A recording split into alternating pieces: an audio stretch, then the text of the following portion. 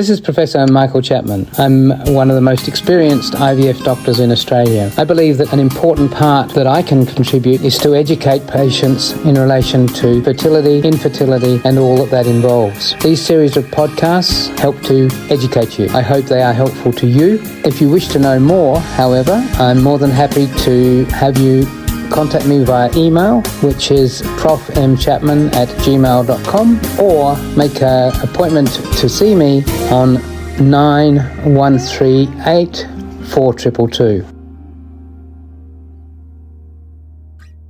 We have a question from Meg. She asks for success rates in IUI and IVF in a 37-year-old.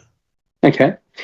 All right. Well, IUI in a 37-year-old, depending a bit how long you've been trying to get pregnant, carries with it a pregnancy rate of around 15 to 18% per cycle in the first couple of cycles.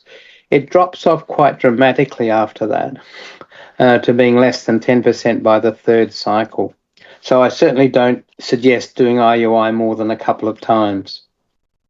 And if you've been trying to get pregnant on your own for more than 12 months, or more than 2 years, let's put it that way, more than 2 years on your own, then IUI is probably not going to help you anyway. I mean, it's probably no better than the background pregnancy rate, because likely there's something else going on. Because IUI is for women with normal tubes, with sperm that is normal, and the capacity to ovulate.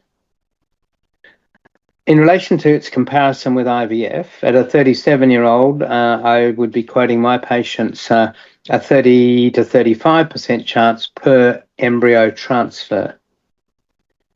Now, so that's 2.5 times what I'm talking about for IUI.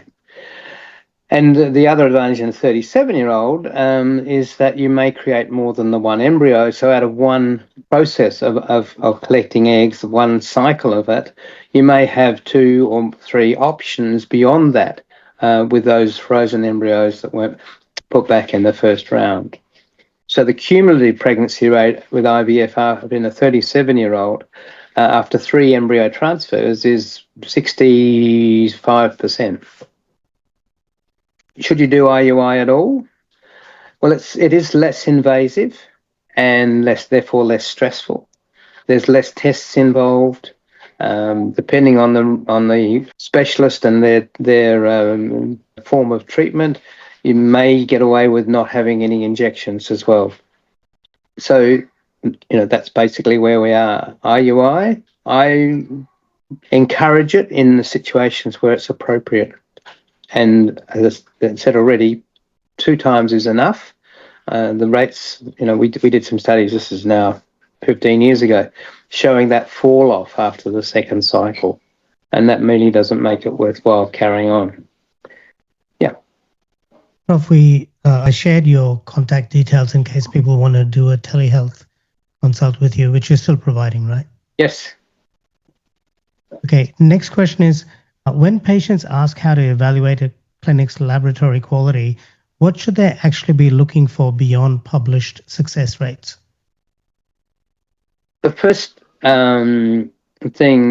first step I always say is finding a specialist who you get on with, who has been appropriately trained to deal with you as an individual, not as part of a production line.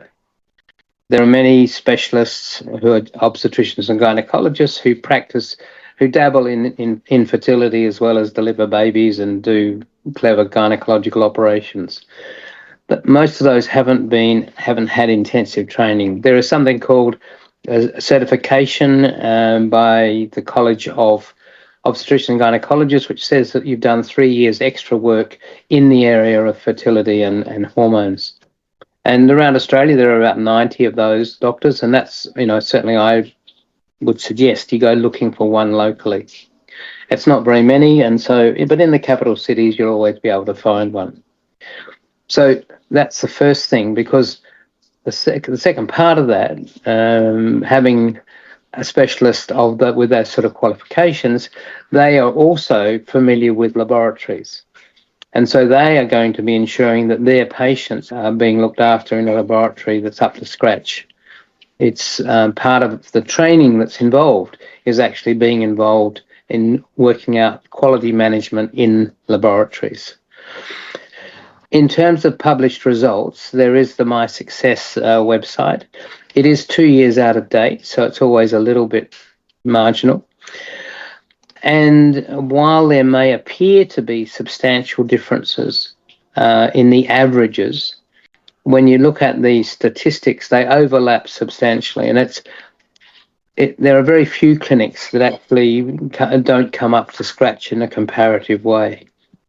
But it's worth looking for those. Sometimes they're the smaller clinics because from time to time they'll get a bad batch of culture medium, for instance, and although they only do 150 cycles a year or 200 cycles a year, that one batch can sour their whole of their pregnancy rates for that duration. Whereas the big clinics, if they had a bad batch, first of all, they pick it up quickly because very quickly if you're doing 50 cycles a month, that there's something wrong happening now, and that it'll be corrected. So throughput is also a way of getting some idea about whether the clinic is a reasonable one or not. So I'd always suggest going to a clinic that does probably 400 plus cycles a year, because there's much more likelihood that their quality is standardized. Then the other ways, well, as I say, looking at reviews, Google reviews can give you some indication of bad experiences anyway. And your referring GP may also have specific ideas about what's a good clinic and what's a bad clinic for their laboratories.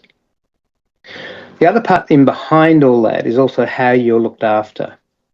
And that's pretty vital because it's a very stressful time going through an IVF cycle. One of the pluses for the more expensive clinics is that their nursing staff, there's more of them, basically, and therefore they can provide more individualised service to you as a patient, not just working in a pipeline. The clinics, you can ask them what the feedback has been in relation to their nursing staff. I mean, at Life Fertility Sydney, we've been amazed at the patient feedback and how well our nursing staff, way above my previous experiences in any other clinic. And patients are cared for. And it's that caring that makes a difference between, just another IVF cycle.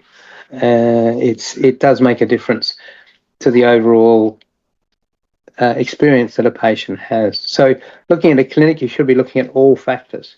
The doctors are driving it, the nursing staff that are looking after it, and the science in the laboratory.